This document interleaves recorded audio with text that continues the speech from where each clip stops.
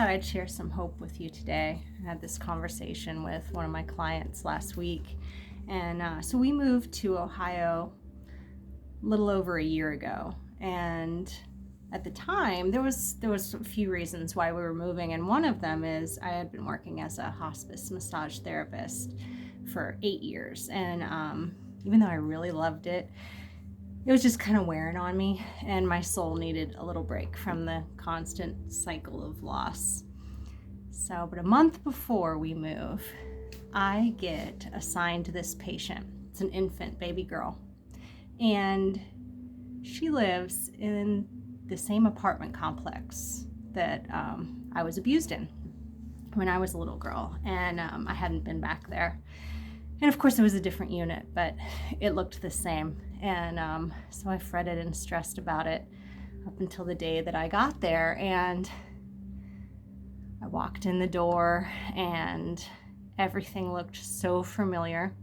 And I kind of felt like a fish out of water, except everything was smaller, than I remembered, but it all came rushing back to me. And they led me back to the master bedroom, which was the epicenter of everything.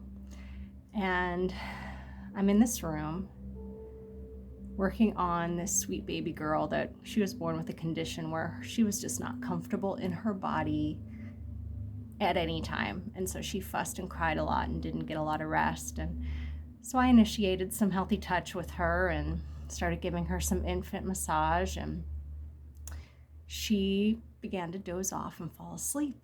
And Mom and Grandma were in the room, and the relief on their faces to know that their sweet baby girl is comfortable and cared for.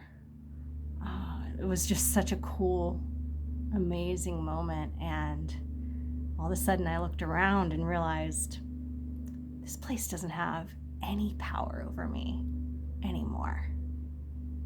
And when I walked out of there, I was free from that place that had been built up so much in my mind over the years. It wasn't scary anymore.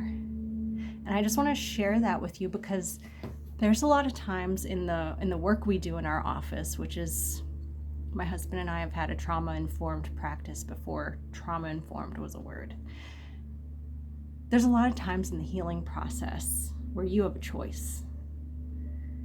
And that is confront the demon or run and hide. And I've done both, and I'm not judging you if you're in the run and hide position, but I just want to give you a little bit of hope and say, be brave this time. And be your own hero and get up and walk into that scary space. And when you come out, you are going to be so empowered.